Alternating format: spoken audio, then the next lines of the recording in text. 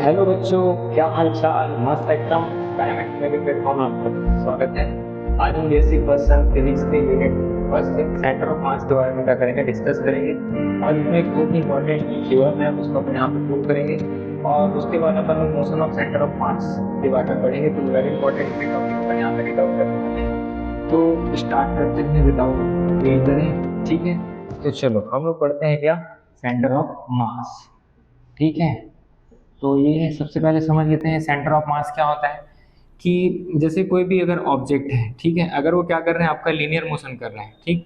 तो ये जो ऑब्जेक्ट होता है वो क्या होता है, बहुत सारे नंबर ऑफ पार्टिकल से मिलके बना होता है।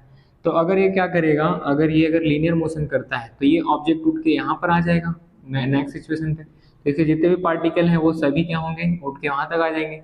ये पार्टिकल उठ के यहाँ तक आएगा, ये उसके जस्ट पीछे। मतलब सबका जो लीनियर डिस्प्लेसमेंट है वो क्या होगा, एक जैसा होगा। तो आप किसी एक पार्टिकल के बारे में स्टडी करेंगे तो आप पूरे होल सिस्टम के बारे में क्या कर सकते हैं, स्टडी कर सकते हैं।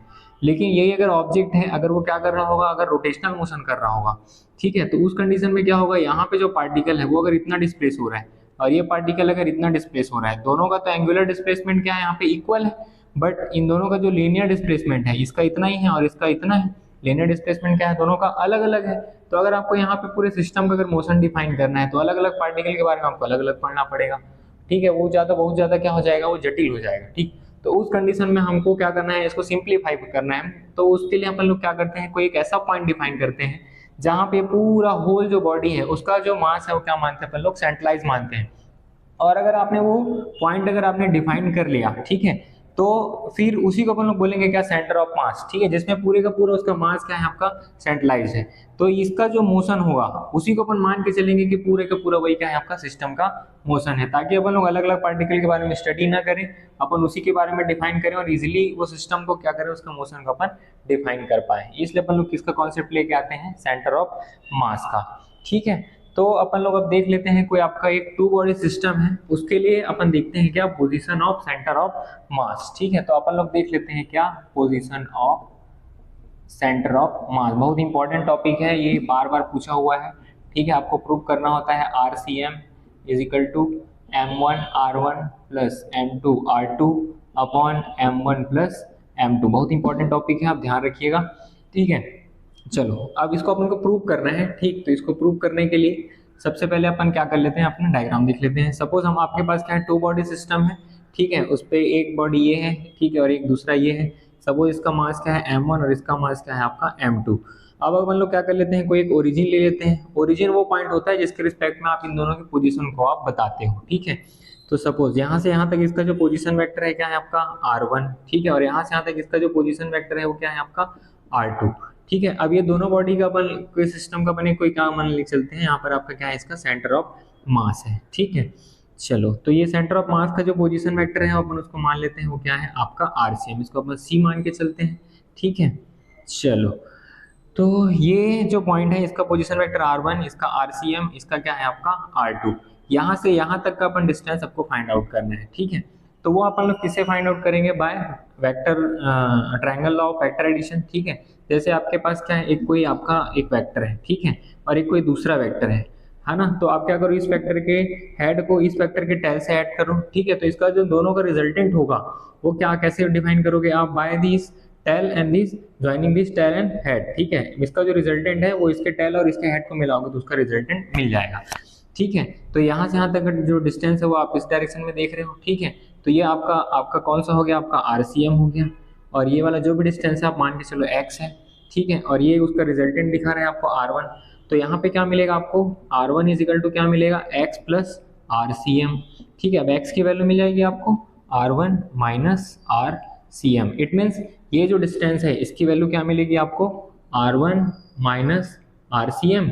और ये वाला जो डिस्टेंस है उसकी वैल्यू आपको क्या मिलेगी यहाँ पर, ये वाला R2 माइनस RCM, ओके। ये बहुत इंपॉर्टेंट है क्योंकि ये आपको आगे काम आने वाला है, इसलिए हमने पहले इसको क्या कर दिया, यहाँ पे डिफाइन कर दिया है। कहाँ से आया है उसका कॉन्सेप्ट भी मैंने आपको बता दिया है, कहाँ से आया है ये, by the triangle law of vector addition से, ठीक है। तो उसको आप कंफ्यूज ना होइएगा। चलो अब आगे बढ़ते हैं। हमको दो चीज़ों की वैल्यू मिल चुकी है, यहाँ से यहाँ तक का डिस्टेंस भी मिल गया और ये भी मिल चुका है। ठीक है, आपने क्या किया है, कोई टू बॉडी सिस्टम लिया है जिसके मासेस क्या है m1 और m2 है। किसी ओरिजिन से इसका पोजीशन वेक्टर r1 है, इसका क्या है r2। इसका जो सेंटर ऑफ मास है यहाँ पर मान के चल रहे हैं, उसका पोजीशन वेक्टर क्या है rcm। अब चलो अब अपन इक्विलिब्रियम की कंडीशन में बात कर लेते हैं। इस सेंटर ऑफ मास के रिस्पेक्ट में इसका जो टॉर्क होगा और इस सेंटर ऑफ मास के रिस्पेक्ट में इसका जो टॉर्क होगा, दोनों क्या होगा आपका इक्वल होगा। ठीक है, तो अपन कर लेते हैं ये क्या कैसे निकालेंगे, मास को लो और दोनों के बीच का जो भी डिस्टेंस है उससे मल्टीप्लाई कर दो पर्टिकुलर डिस्टेंस का। ठीक है, और वही इसके इक्वल होगा m2 और दोनों के बीच का जो परपेंडिकुलर डिस्टेंस है उसके इक्वल होगा। ठीक है, बट इसका डायरेक्शन नेगेटिव डायरेक्शन में दिख रहा है, दोनों का आप मल्टीप्लाई कर दो। m1 r1 माइनस क्या हो जाएगा m1 rcm। ठीक है, minus m2 r2 minus minus plus m2 rcm। ठीक है, इसको उठा के इधर ले आओ, m1 r1 plus m2 r2। ठीक है, इक्वल टू क्या हो जाएगा, उधर चले जाएगा rcm। ठीक है, ये m1 बचा और ये क्या बचा आपका m2। यहाँ से आपको किसकी वैल्यू चाहिए, rcm। ये क्या मिलेगा m1 r1 plus m2 r2 upon क्या मिल जाएगा m1 प्लस m2। यही आपको क्या करना था, आपका प्रूव करना था। ठीक है, यहाँ पे आप सभी जगह क्या लगाइए, आप वेक्टर लगाइएगा। ठीक है, तो यहाँ पर कॉन्सेप्ट क्या है, मेन यहाँ पे आपको ये ध्यान रखना है कि इक्विलिब्रियम केस में इस सेंटर ऑफ मास के रिस्पेक्ट में इसका टॉर्क और इसका टॉर्क है ना, मतलब इक्विलिब्रियम कंडीशन में जो टॉर्क का जो आपका क्या होता है प्रिंसिपल होता है, वो उसके अकॉर्डिंग मास को लो और दोनों के बीच का जो डिस्प्लेसमेंट है ना, वो क्या होना चाहिए, आपका इक्वल होना चाहिए। उसको आप यहाँ पे अप्लाई करोगे और ये क्या हो जाएगा, आपका प्रूफ हो जाएगा। ठीक है, ये तो टू बॉडी सिस्टम के लिए था। यहाँ पे मेनी नंबर ऑफ पार्टिकल होंगे, तो उस कंडीशन में हमारा जो position of centre of mass है वो कहाँ होगा, वो अपन लोग देख लेते हैं। ठीक है, वो भी सिंपल है, उसको भी कर सकते हैं, बहुत ही ईजी है। ठीक है, अब यहाँ पे क्या होंगे, बहुत सारे पार्टिकल होंगे।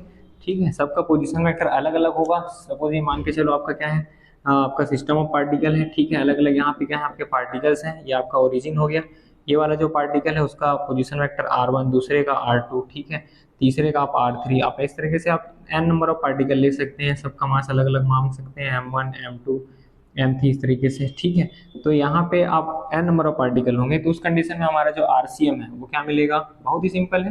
क्या करो, मास को लो, उसका जो पोजीशन वेक्टर है उससे मल्टीप्लाई कर दो, मास को लो, पोजीशन वेक्टर का मल्टीप्लाई कर दो। ठीक है, ith वाले के mi ri हो जाएगा और सबके मास को क्या कर दो, आप ऐड कर दो। ठीक है, ऐड कहाँ तक जाएगा, mi तक जाएगा। तो इसको आप डायरेक्टली आप समेशन के फॉर्म में लिख सकते हैं, mi ri। यहाँ पे i की वैल्यू कहाँ से कहाँ जा सकती है, 1 to n तक जा सकती है। अगर टोटल मास होगा तो यहाँ पे आप क्या लिख सकते हैं, कैपिटल आप लिख सकते हैं। ठीक है, इसको आप ऐसा भी लिख सकते हैं mi। ठीक है, i कहाँ से जा रहा है, 1 to n तक जा रहा है। ठीक है, तो ये मेन नंबर ऑफ पार्टिकल के लिए आप क्या कर सकते हैं, सेंटर ऑफ मास का पोजीशन ऑफ फाइंड आउट कर सकते हैं। ठीक है, तो ये हो गया आपका क्या, किसका concept, centre of mass and position of centre of mass. बहुत इंपॉर्टेंट टॉपिक है, आप अच्छे से इसको पढ़ के जाइएगा।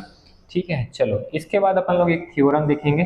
ठीक है, वो थ्योरम क्या बोलता है उसको आप समझें, तब कहीं जाके आप क्या कर पाएंगे, उस क्वेश्चन को लगा पाएंगे। ठीक है, तो ये थ्योरम क्या बोलता है।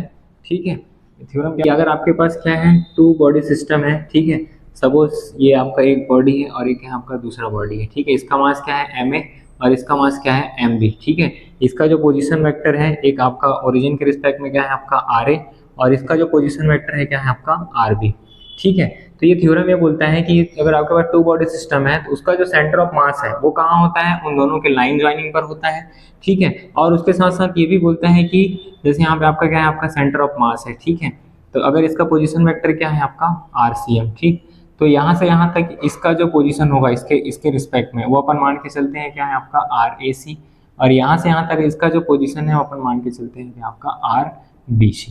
ठीक है, तो इस सेंटर ऑफ मास के अबाउट, ठीक है, इसका जो भी डिस्टेंस होगा और इसका जो भी डिस्टेंस होगा, इसका जो रेशियो होता है, ठीक है, rac अपॉन rbc, वो क्या होता है, दोनों का जो मास है, ठीक है, उसके इनवर्सली प्रोपोर्शनल होता है। ठीक है, मतलब ये क्या हो गया आपका mb अपॉन क्या हो जाएगा आपका ma। ठीक है, तो ये हमको क्या करना है, आपका दो चीजें प्रूव करके दिखानी है कि आपका टू बॉडी सिस्टम है तो उसका जो सेंटर ऑफ मास है वो उन दोनों के लाइन ज्वाइनिंग पर होता है। ठीक है, और दूसरा कि सेंटर ऑफ मास के अबाउट इनका जो डिस्टेंस का जो रेशियो होगा, ठीक है, वो उनके मासेस के क्या होगा, इनवर्सली प्रोपोर्शनल होता है। ठीक है, चलो तो सबसे पहले अपन पहला थ्योरम का पहला पार्ट प्रूव कर लेते हैं कि ये जो सेंटर ऑफ मास है वो इन दोनों के कहाँ है, लाइन ज्वाइनिंग पर है। ठीक है, तो अपन यहाँ पे क्या करेंगे, by vector triangle law of vector addition find लगाएंगे। ठीक है, तो आपको पता है triangle law of vector addition क्या बोलता है कि आपके पास एक वेक्टर है, ये उसका हेड, आपका टेल है, ये उसका हेड है, आपका एक आपने क्या किया, दूसरा आपने लगाया वेक्टर जिसका टेल इसके हेड से ज्वाइन है, तो इन दोनों का जो रिजल्टेंट होता है वो इसके टेल और इसके हेड को मिलाने से आपको मिलता है। ठीक है, तो यहाँ पे ये आपको ये दिख रहा है, ये क्या हो गया आपका आर ए, और ये वाला क्या हो गया आपका आर ए सी, और इसका जो रिजल्टेंट है वो क्या है, आर सी एम।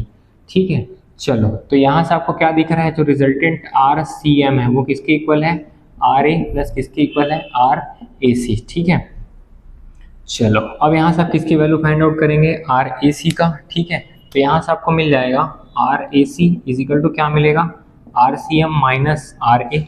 सिमिलरली आप क्या कर सकते हैं, आर बी सी भी आप क्या कर सकते हैं, फाइंड आउट कर सकते हैं, वो क्या मिलेगा, R C M minus R B के इक्वल मिलेगा। अब आपने पिछले लेक्चर में आपने पढ़ा था जो आर सी एम होता है उसकी वैल्यू क्या होती है, पहले मास को उठाओ उसका पोजीशन वेक्टर प्लस दूसरे मास को उठाओ उसका पोजीशन वेक्टर अपॉन इन दोनों मासेस को ऐड कर दो आप। ठीक है, अब ये जो आरसीएम की वैल्यू है उसको आप यहाँ पे रखेंगे by equation first and second. यहाँ से आप देखेंगे यहाँ पे आर ए सी की वैल्यू आप निकाल लेते हैं, क्या मिलेगा, आरसीएम की वैल्यू पुट करो M A R A plus क्या मिलेगा, M B R B upon क्या मिलेगा, M A plus M B minus यहाँ पे क्या है आर ए। ठीक है, आप सभी में आप क्या लगाएंगे, वेक्टर का साइन लगाएंगे। चलो इसको करते हैं आगे, M A R A plus क्या मिलेगा, एम बी आर बी। ठीक है, अच्छा अब इसका इससे मल्टीप्लाई होगा माइनस क्या हो जाएगा, एम ए आर ए। ठीक है, इसका मल्टीप्लाई होगा M B R A upon क्या हो जाएगा, M A plus M B. ठीक है, जो जो कट रहा है आप काट दो, एम ए आर ए से क्या हो जा रहा है, M A R A cut जा रहा है। ठीक है, चलो अब आगे हमारे पास स्पेस कम पड़ रहा है, आगे अपन इसको हटा देते हैं। ठीक, चलो अब इसकी वैल्यू अपन पुट करते हैं, करने के बाद जो जो कैंसिल हो उसको काट दिया, दोनों में एम बी कॉमन निकल रहा है, तो यहाँ से आपको आर ए सी का वैल्यू मिल जाएगा। सिर्फ ध्यान रखिए किसके यहाँ पर है, सफिक्स में है। ठीक है, तो यहाँ से क्या मिल जाएगा आपको, एम बी है ना, और यहाँ से कॉमन क्या निकला है आपका, एम बी कॉमन निकला, और यहाँ पे क्या हो गया आपका आर ए, नीचे क्या है आपका M A plus M B. ठीक है, चलो अब सिमिलरली अपन लोग क्या फाइंड आउट करेंगे, आरबीसी। आरबीसी के लिए फिर से आप यहाँ पे क्या करेंगे, आरसीएम की वैल्यू पुट करेंगे। ठीक है, मैं डायरेक्ट करता हूँ, यहाँ पे आपको क्या निकालना है आपका आरबीसी। आरबीसी रखने के लिए आपने रख दिया, यहाँ पे क्या आ जाएगा आपका आरबी आ जाएगा। ठीक है, सीधे इसका मल्टीप्लाई करो, यहाँ पे क्या मिलेगा आपको, आरबी मिलेगा, और यहाँ पे क्या मिलेगा आपको, फिर से आरबी मिलेगा। ठीक है, अब कौन सा टर्म कटेगा, ये वाला नहीं कटेगा, अब ये वाला टर्म कट जाएगा। ठीक है, एम बी आरबी वाला। अब यहाँ से आप क्या करेंगे, एम ए कॉमन निकालेंगे, तो यहाँ से क्या मिलेगा आपको, आर बी सी। यहाँ से आपने किसको कॉमन निकाला, एम ए को। ठीक है, तो यहाँ पे क्या मिलेगा, आर ए, और यहाँ पे क्या मिल जाएगा, माइनस आर बी। ठीक है, अगर मैं वेक्टर भूल जा रहा हूँ तो आप उसको लगा लीजिएगा, नीचे क्या मिलेगा आपका M A plus M B. ठीक है, अब ये जो दोनों इक्वेशन आपको जो मिले हैं उससे आपको क्या दिख रहा है कि जो आर ए सी का जो डायरेक्शन है वो कहाँ है, आर बी माइनस आर ए के डायरेक्शन में है। ठीक है, वैसे ही आपका जो आर बी सी है वो किसके डायरेक्शन में है, R A minus R B के डायरेक्शन में। मतलब आर ए सी का जो डायरेक्शन है वो ए और बी को मिलाने वाली जो डायरेक्शन है उसी डायरेक्शन में है, आर बी माइनस आर ए। और इसी क्या है आपका आर बी सी का जो डायरेक्शन है वो कहाँ है आपका, आर ए और आर बी को मिलाने वाली लाइन के डायरेक्शन में। मतलब दोनों का डायरेक्शन क्या है आपका, सेम है, भले वो दोनों अपोजिट डायरेक्शन में है लेकिन वो एक ही लाइन को शो कर रहे हैं। इसका मतलब आपका जो सेंटर ऑफ मास है वो कहाँ होगा, दोनों के कहाँ होगा, आपका लाइन ज्वाइनिंग पर होगा। ठीक है, चलो अब हम लोग इस क्या कर लेते हैं, ये जो थ्योरम है उसका सेकंड पार्ट का अपन लोग प्रूव कर लेते हैं कि इन दोनों का सेंटर ऑफ मास का और जो भी डिस्टेंस है उसका जो रेशियो है उनके मासेस के क्या होता है, इनवर्सली प्रोपोर्शनल होता है। अब इसको प्रूव करना बहुत ही ईजी है, सिंपल केस है। ठीक है, करना कुछ नहीं है, आपको कुछ कुछ कॉन्सेप्ट जो पॉइंट्स हैं उसको आपको ध्यान रखने हैं और इसका बार बार आपको क्या करना है, प्रैक्टिस, तभी कर जाके आप क्वेश्चन लगा पाएंगे। ठीक है, चलो यहाँ पे आप क्या करेंगे, R C M equal to आपको पता है क्या होता है, M A R A plus M B R B, ये तो अब आपको रटा जाना चाहिए। ठीक है, ये एम ए प्लस क्या हो गया आपका एम बी। ठीक, चलो अब आप क्या करेंगे, यहाँ पर इसको इधर मल्टीप्लाई करो, आर सी एम यहाँ पे क्या हो जाएगा, एम ए इसके साथ मल्टीप्लाई होगा प्लस आर सी एम, ये क्या हो जाएगा एम बी। सब सफिक्स में आप ध्यान रखिएगा, बराबर क्या हो जाएगा M A R A plus क्या हो जाएगा एम बी आर बी। ठीक है, अब यहाँ पे आपको दिख रहा है एम ए वाला टर्म है, उसको आप एक तरफ ले आओ। ठीक है, तो यहाँ से आएगा, डायरेक्ट कर रहा हूँ मैथ्स वाले, इतना तो आपको आता ही होगा। आर सी एम ये आएगा तो क्या हो जाएगा माइनस आर ए। ठीक है, चलो वैसे आप क्या करेंगे, अब इसके तरफ उसको ले जाओ। ठीक है, तो क्या बनेगा, ये उधर जाएगा। ठीक, तो यहाँ पे क्या मिलेगा आपको, कॉमन आप निकाल लीजिएगा यहाँ पर से, ये एम बी। ठीक है, ये क्या मिलेगा आपको, R B minus R C M.